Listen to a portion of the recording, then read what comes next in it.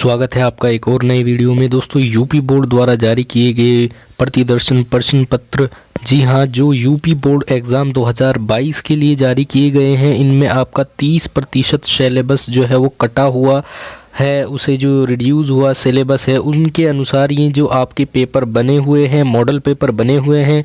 Guys, यदि आप भी 95% लाना चाहते हैं तो आप इस वीडियो को पूरा देखें, क्योंकि इसी से आप जानेंगे कि पेपर इस बार किस प्रकार का आने वाला है, किस तरीके के क्वेश्चंस आएंगे, कहाँ से क्वेश्चन लिए जाएंगे। और जी हाँ गाइस, आपके इसी पेपर को देखते देखते आपके 10 से 12 नंबर जो है वो आसानी से कंप्लीट हो जाएंगे। आप इस वीडियो को देखते देखते अपने 10 से 12 नंबर जो है वो कंप्लीट कर लेंगे। इस वीडियो में मैं आगे आपको बताऊंगा कि कहाँ से आपको जो है वो आप कहाँ से जो है वो अपना अंकों को सिक्योर कर सकते हैं इस वीडियो के माध्यम से। तो देखिए, ये आपको वीडियो देखना होगा ताकि आप समझ सकें कि 30% सिलेबस कटने के बाद किस प्रकार का पेपर आ रहा है, किस तरीके का पेपर आ रहा है, ताकि हम अपने एग्ज़ाम में अच्छा स्कोर कर सकें। ठीक है गाइस, तो चलिए शुरू करते हैं। तो देखिए यहाँ पे लिखा हुआ है, प्रारंभ में 30-15 मिनट जो है वो प्रश्न पत्र पढ़ने के निर्धारित हैं। उसके बाद देखिए गाइस, यहाँ पे जो होते हैं वे क्वेश्चंस होते हैं 3 से। देखिए यहाँ पर जो पहला प्रश्न है, इसके अंदर जो है वो बहुविकल्पीय प्रश्न होते हैं। ठीक है, पहला प्रश्न बहुविकल्पीय प्रश्न होते हैं। जैसे इसमें लिखा हुआ है निम्नलिखित में से कोई एक कथन सही है, उसे पहचान कर लिखिए। 1 नंबर का ये प्रश्न होता है ए। ठीक है, तो इसमें से यहाँ पर ये वाला प्रश्न है, क्या भूलूं क्या याद करूं, हरिवंश राय बच्चन की आत्मकथा है, ये वाला एकदम से सही है। फिर देखिए नीचे लिखा हुआ है रश्मिमांसा किसकी आलोचना कृति है, तो ये सब तो आप जानते ही हैं, आचार्य रामचंद्र शुक्ल रश्मिमांसा। मैंने आपको पिछले वीडियो में भी बताया था, जब मैंने जीवनी बताई थी आचार्य रामचंद्र शुक्ल की, कि ये बहुत ज़्यादा इम्पोर्टेंट रचना है। तो देखिए यहाँ पे यूपी बोर्ड ने भी दी हुई है। अब आगे आते हैं, देखिए प्रश्न नंबर 3 पर यहाँ पर लिखा हुआ है, निम्नलिखित में से किसी एक रचना की लेखक का नाम लिखिए। अथासागर, अर्धनारीश्वर, रामधारी सिंह दिनकर, मेरी असफलताएं, बाबू गुलाब राय और लहरों के राजहंस मोहन राकेश। तो आप ये कर सकते हैं, आप इनमें से एक करनी है, मैंने आपको बता दी है। तो ये मैंने आपको बताई है, इनमें से जो आपको अच्छी लगे वो कर लिया, यानी 1 नंबर का ये आपका हो गया। फिर उसके बाद गेहूं और गुलाब, ये रामवृक्ष बेनीपुरी की रचना है, तो आप रामवृक्ष बेनीपुरी पे टिक कर देंगे। किसकी रचना है, त्यागपत्र जो है जैनेन्द्र कुमार की रचना, उपन्यास है, तो आप इस पर टिक कर देंगे। तो देखिए यहाँ पर जो है आप देखेंगे कि प्रश्न नंबर 1 में जो है वो कितने प्रश्न हैं, तो यानी कि प्रश्न नंबर 1 में 1, 2, 3 एंड 4, 5 नंबर का जो है वो प्रश्न नंबर 1 है। फिर प्रश्न नंबर 2 पे आते हैं। प्रश्न नंबर 2 भी जो है वो 5 अंकों का है। देखिए इसमें 3 प्रश्न हैं, 2-2 अंक के 2 प्रश्न और 1 अंक का 1 प्रश्न। तो आपने ध्यान रखना है कि ये जो है ऊपर वाला जो है वो पद से पूछा जाएगा, पद से ऊपर वाला पद से और नीचे वाला ऊपर वाला गद्य से और नीचे वाला पद से पूछा जाएगा। ठीक है, तो ऊपर वाले जो प्रश्न थे वो गद्य खंड से, और नीचे वाले ये जो आपके 5 नंबर हैं ये वाले पद खंड से पूछे जाएंगे। तो ठीक है, तो इसके बाद आते हैं, देखिए ये यहाँ पर होता है कि हमें इनकी व्याख्या करनी होती है। निम्नलिखित गद्यांशों में से किसी एक का नीचे दिए गए प्रश्नों के उत्तर दीजिए। दोस्तों, मैंने आपको बताया हुआ है कि व्याख्या कैसे करनी है, उस वीडियो का लिंक डिस्क्रिप्शन में है, आप वहाँ से देख सकते हैं। तो देखिए यहाँ पर आपको व्याख्या करनी होती है, मैं आपको फटाफट दिखा रहा हूँ किस प्रकार से पेपर है। और देखिए यहाँ पे देखिए, इसमें हमें पढ़कर ये बताना होता है, सबसे पहले इसमें हमें गद्यांश का संदर्भ लिखना होता है। संदर्भ लिखने के बाद हमें रेखांकित अंशों की व्याख्या करनी होती है। ठीक है, तो संदर्भ लिखना होता है और जी रेखांकित हुआ है इसकी व्याख्या करनी है। और भारतीय बोलियम एक क्वेश्चन इसमें से पूछता है अलग से, कि मतलब इसी में से हमें उसे देखकर लिखना होता है। ठीक है, फिर उसके बाद देखिए 2 आते हैं, ये 2 प्रश्न होते हैं, 2 में से किसी एक को करना होता है। तो आप अथवा में ये भी लिख सकते हैं, पहले पहाड़ काटकर उसने पहले पहाड़ काटकर उसे खोखला कर दिया गया, फिर उसमें सुंदर भवन, ये अजंता वाले पार्ट से लिया गया है, तो आप इसे भी देख सकते हैं। ठीक है, उसके बाद आता है काव्यगत सौंदर्य। देखिए फिर उसके बाद आता है पद्यांशों में से किसी एक की संदर्भ सहित व्याख्या तथा काव्यगत सौंदर्य को स्पष्ट कीजिए। ठीक है, तो ये देखिए सबसे पहले 1 नंबर का आपका संदर्भ है, 4 नंबर की आपकी व्याख्या है और 1 नंबर का काव्यगत सौंदर्य है। और मैंने बताया हुआ है आपको कि किस प्रकार से आपने जो है वो संदर्भ सहित व्याख्या करनी है पद की, तो उस वीडियो का लिंक भी डिस्क्रिप्शन में है, आप वहाँ से देख सकते हैं। तो देखिए ये वाला बहुत अच्छा सा एकदम से बहुत अच्छा वाला पद है। देखिए निर्भय स्वागत करो मृत्यु का, आप इसे बहुत अच्छे से याद कर लेंगे क्योंकि ये वाला आने के पूरे चांसेस हैं बोर्ड एग्जाम में। निर्भय स्वागत करो मृत्यु का, मृत्यु एक है विश्राम स्थल, जीव जहाँ से फिर चलता है धारण कर नव जीवन मंडल, मृत्यु एक सरिता है जिसमें श्रम से कतार जीव नहाकर फिर नूतन धारण कर लेता है काया रूपी वस्त्र बहाकर। तो देखिए इसमें से 2 ही पूछता है, एक ऊपर एक अथवा में पूछता है सुनी सुंदर वैन सुधा राम साने सयानी है जानकी जानकी जानकी भली, ये 2 पूछता है, इसमें से आपको एक की संदर्भ सहित व्याख्या करनी होती है। ठीक है, फिर उसके बाद आइए देखिए यहाँ पे जीवनी जो है वो जीवनी लिखने के बारे में पूछता है, 3 नंबर की जीवनी है, 2 जीवनी पूछता है, एक पद और एक गद्य से, यानी कि 6 नंबर की आपकी जीवनी आती है, 2 जीवनी, और इनमें से आपको आचार्य रामचंद्र शुक्ल, भगवत शरण उपाध्याय और जयशंकर प्रसाद, ऐसे ही मैथिली शरण गुप्त, महादेवी वर्मा, इनमें से आपको ये पूछेगा। तो मैंने वीडियोस बनाई हुई है आचार्य रामचंद्र शुक्ल की जीवनी, जयशंकर प्रसाद की जीवनी, आप मेरे चैनल पर देख ले, वीडियो का लिंक डिस्क्रिप्शन में है, वहां से भी देख ले कि किस प्रकार से जीवनी लिखनी है। देखिए सूरदास की जीवनी भी इसमें पूछी गई है। तो उसके बाद क्वेश्चन नंबर 6 आता है जो 4 नंबर का होता है, जिसमें 1 नंबर का आपका जो है वो संदर्भ होता है और 3 नंबर की आपकी व्याख्या होती है। तो इसमें से आपको देखिए ध्यान रखने वाली बात यह है कि इसमें से एक गद्य और एक पद, यानी कि एक श्लोक पूछता है और एक जो है वो पद से पूछता है। तो आपने एक करना होता है, या तो आप श्लोक की व्याख्या कर लेंगे या आप पद की व्याख्या कर लेंगे, श्लोक की कर ले या पद की कर ले। आपने संदर्भ संदर्भ सहित अनुवाद करना है, यानी आपने बताना है कि किस चैप्टर से लिया गया है। उसके बाद आपने हिंदी अनुवाद लिखकर इसकी हेडिंग डालकर जो है वो इसकी हिंदी में अनुवाद कर देना है। ठीक है, इसके बाद आता है क्वेश्चन नंबर 7। क्वेश्चन नंबर 7 में आप देख सकते हैं कि पाठ्य पुस्तक से कठस्थ किया हुआ कोई श्लोक, यानी कि एक श्लोक आपने याद कर, आपको टीचर ने बताया होगा कि एक श्लोक आप याद कर लें, तो आपने 2-3 श्लोक याद करके हम रखते हैं।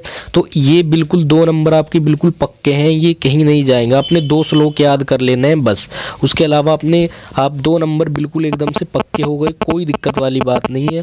इसमें आपके 2 नंबर पक्के, आप 2 श्लोक याद कर लें। एक क्वेश्चन यदि पेपर में आता है तो वो आप नहीं लिख सकते, क्योंकि इसमें लिखा हुआ है कि जो प्रश्न पत्र में नया आया हो। तो 2 नंबर आपके एकदम से पक्के हो गए, आपने बिल्कुल मतलब इसमें कुछ भी जो है तुकबाजी करने की ज़रूरत नहीं है। फिर उसके बाद देखिए 7वें प्रश्न के ख में पूछता है 2 नंबर का संस्कृत के जो प्रश्न होते हैं इंपोर्टेंट प्रश्न होते हैं, और ये 5 प्रश्न आपको दिख रहे हैं ना, इन्हें आप बिल्कुल पक्के से याद कर ले। आपको किसी ना किसी सेट में इनमें से 2 प्रश्न जरूर मिल जाएंगे। पिता कास्मात उच्चतर अस्ति ग्रह सतत मित्रम किम अस्ति लाभेन की वर्धति दुखम की आस्ति ग्रामीण के उपहासित। ठीक है, तो ये सब ये जो प्रश्न है ना, इनमें से आपको 1 या 2 प्रश्न जरूर मिलेगा, आप ये वाले भी याद कर ली। इस मॉडल पेपर में बहुत अच्छा मॉडल पेपर बनाया गया है। देखिए फिर उसके बाद करुण रस उपमा सोरठा, इनकी व्याख्या लिखनी होती है। देखिए करुण रस और हास्य रस का स्थायी भाव और परिभाषा बताएं। आपको ये ध्यान होगा क्योंकि आपके सिलेबस में करुण और हास्य रस ही है, तो आप एकदम से याद कर लेंगे। 2 नंबर आपके पक्के हो गए, करुण रस और हास्य रस। ठीक है, बिल्कुल भी आपको कोई अनिश्चितता नहीं है कि कहाँ से पेपर आएगा, आप बिल्कुल 2 नंबर ये पक्के हो गए, आपने याद करना है। और उपमा अथवा शोरटा, उपमा तथा रोला, उपमा तथा रूपक, उपमा तथा रूपक अलंकार जो होते हैं, और एक आपका उत्प्रेक्षा है। उत्प्रेक्षा अलंकार के साथ साथ आप ये 2 याद कर लें, तीसरा आप याद ना भी करें, क्योंकि 3 ही आपके सिलेबस में है, तो 2 भी याद कर लेंगे तो तब भी आपका बहुत अच्छे से हो जाएगा। अन्यथा आप 3 याद करें, बार जो है उदाहरण देकर पूछ लेता है कि ये कौन सा अलंकार है, तो फिर उसमें थोड़ी सी दिक्कत होती है, तो आप तीनों ही याद कर लें। ठीक है, उसके बाद सोरठा और रोला है, ये 2 ही हैं। 2 नंबर ये भी आपके पक्के, यानी कि 6 नंबर आपके ऐसे हैं जो सबको पता है कि यहीं से क्वेश्चन पूछता है, उसके अलावा कहीं से नहीं आता है। फिर उसके बाद देखिए ये सबसे आसान पोर्शन है, 3 नंबर का पूछता है क्वेश्चन नंबर 9 में। उपसर्ग के 3 मेल से एक एक शब्द बनाइए। जैसे सु से सुविकसित बना सकते हैं, सुविचार बना सकते हैं, प्र से प्रणाम बना सकते हैं, प्रमाण बना सकते हैं, प्रति से प्रतिलिपि बना सकते हैं, उप से उपहार बना सकते हैं। तो इसी प्रकार आप बना सकते हैं। ये फटाक से बिल्कुल एकदम फ्री के नंबर समझिए इन्हें। और फिर उसके बाद आते हैं, देखिए यहाँ पे प्रत्यय होते हैं, प्रत्यय वे होते हैं जो आखिर में जुड़ते हैं। जैसे खाना, जैसे ना बनाना है तो खाना बना देंगे, पढ़ना बना देंगे, बचपन बना देंगे, एक इसी प्रकार से आप जो है वो सारे जो है ये प्रत्यय वगैरह बनाएंगे और अच्छे से कर लेंगे। फिर उसके बाद देखिए 2 नंबर के समास पूछेगा, 2 नंबर का समास विग्रह पूछेगा, समास का नाम पूछेगा। तो देखिए राधा कृष्ण, तो जैसे राधा और कृष्ण ये समास विग्रह हो गया इसका, और समास का नाम होगा द्वंद्व समास। तो इस प्रकार से आपने इन्हें लिख देना है, ठीक है। तो फिर उसके बाद आते हैं, देखिए तत्सम शब्द पूछता है। तत्सम शब्द यानी कि वो शब्द जो हिंदी के शब्द हैं, ठीक है। मतलब हमें हिंदी के शब्द को संस्कृत में परिवर्तित करना है। जैसे घर का ग्रह होता है, गांव का ग्राम होता है, चांद का चंद्र होता है, मानुष का मनुष्य होता है। तो इस प्रकार से आपने कर लेना है, ये बहुत आसान है। तो आपने यहाँ से 20 से 30 नंबर आपके बिल्कुल एकदम से निश्चित होते हैं कि ये आपको आसानी से आप स्कोर कर सकते हैं। फिर उसके बाद देखिए किन्हीं 2 शब्दों के पर्यायवाची लिखने हैं, इनके कमल, फूल, जंगल, इनमें से फिर पर्यायवाची पूछता है, ठीक है। फिर उसके बाद देखिए यहाँ पे संधि विच्छेद पूछे जाते हैं, 2 नंबर के संधि विच्छेद होते हैं, ठीक। 2 नंबर के आपके संधि विच्छेद हो गए। फिर उसके बाद देखिए यहाँ पे विभक्ति होती है 2 नंबर की, और जी हाँ धातु, लकार, पुरुष वचन जो होते हैं 2 नंबर की ये होते हैं। फिर उसके बाद आपको संस्कृत में अनुवाद करना होता है इन वाक्यों का। और ये जो मतलब गिने चुने ही होते हैं, ये गिने चुने वाक्य जो होते हैं, ये बार बार गिने चुने वाक्य होते हैं जो बार बार रिपीट होते रहते हैं एग्जाम में। तो आप इन्हें अच्छे से कर लेंगे, ठीक है। तो 5 में से आपको 2 के करने होते हैं, 2 के हाँ, ठीक है। तो 2 वाक्य आपको बनाने होते हैं। फिर उसके बाद देखिए ये जो है निबंध है, ठीक है। निबंध है ये स्वास्थ्य और शिक्षा, प्रदूषण की समस्या, वन महत्व और साहित्य और समाज। आप इनमें से जो है वो चारों निबंध को आप इन्हें पक्का याद कर लेंगे, क्योंकि इनमें से एक निबंध या तो प्रदूषण की समस्या, शिक्षा और स्वास्थ्य और शिक्षा, साहित्य और समाज, वन महोत्सव, इनमें से आपको एक जो है किसी ना किसी सेट में जरूर देखने को मिल जाएगा। तो आप इसे पक्के से याद कर लेंगे, ठीक है। क्वेश्चन नंबर 11 पे 6 नंबर का आपका निबंध होता है। फिर उसके बाद देखिए ये आपका जो है वो खंड काव्य के आधार पर निम्नलिखित प्रश्नों के किसी एक उत्तर दीजिए। 3 नंबर का होता है जो आपको पता होना चाहिए। तो आपके यहाँ पे आपको अलग अलग पता होगा कि हर जिले में अलग अलग होता है ये जो है। तो आप इनमें से भी आप देखेंगे तो ये एक प्रकार का जो है, जैसे मातृभूमि के लिए होता है, ठीक है, मातृभूमि के लिए कर्ण का होता है। तो आप इनमें से एक प्रकार से देखेंगे तो ये भी एक निश्चित क्वेश्चन ही होते हैं जो बार बार रिपीट होते हैं, आपने हल्की सी इसमें व्याख्या करनी होती है। तो आप इन 2 में से ठीक है, तो आप निम्नलिखित प्रश्नों में से किसी एक का उत्तर दीजिए, ठीक है। तो आप इनमें से जो है वो एक का उत्तर दे देंगे तो आपको 3 नंबर आपको पक्के मिल जाएंगे। तो दोस्तों ये आप अगर आप देखें तो मैं आपको फिर से समरी बता देता हूँ कि किस प्रकार से कितने नंबर का क्या होता है, तो फिर आप देखेंगे। तो देखिए प्रश्न नंबर 1 में 5 क्वेश्चन पूछे जाएंगे। 5 क्वेश्चन में से 5 अंक के क्वेश्चन जो पद से पूछे जाएंगे। फिर ऐसे ही क्वेश्चन नंबर 2 में से आपको 5 नंबर के पूछे जाएंगे जो पद में से होंगे, और ऊपर वाले जो है वो गद्य में से होंगे, ठीक है। गद्य में से होंगे ये वाले, और ये वाले पद में से होंगे। और फिर उसके बाद क्वेश्चन नंबर 3 में आपको व्याख्या करनी है। आपको 2 प्रश्न दो जो है वो पैराग्राफ मिलेंगे, उनमें से किसी एक की करनी है। तो 6 नंबर का ये होता है। फिर उसके बाद आपको ऐसे ही 6 नंबर का आपको ये मिलेगा, आपको पद में से मिलेगा। ये गद्य का था, ये पद में से मिलेगा, जिसमें से आपको 2 मिलेंगे, उसमें से भी एक की व्याख्या करनी होती है, ठीक है। ये भी 6 नंबर का होता है। फिर उसके बाद आपको जो है वो 6 जीवनी मिलेंगी, जिनमें से आपको किन्हीं 2 की करनी है। 2 एक आपको पद की करनी है, एक आपको गद्य की करनी है। ये 3-3 नंबर की है, 6 नंबर की 2 जीवनी हो गई। फिर उसके बाद देखिए आपको संस्कृत का अनुवाद करना है, या तो आप मतलब जो है वो आप पैराग्राफ का कर देंगे, या मतलब किसी श्लोक का कर देंगे, या आप किसी पैराग्राफ का कर देंगे। यानी पद और गद्य में से, संस्कृत के पद और गद्य में से किसी एक की व्याख्या करनी है। 4 नंबर का ये आपका होता है। फिर उसके बाद आपको एक श्लोक लिखना है, उसके बाद आपको संस्कृत के उत्तर देने हैं 2 क्वेश्चन के आपको उत्तर देने हैं। फिर करुण रस, हास्य रस, उपमा और सोरठा की परिभाषा देनी है। ठीक है, इनमें से आपको ये देने हैं, उदाहरण सहित परिभाषा देनी है, 2-2 नंबर की है ये।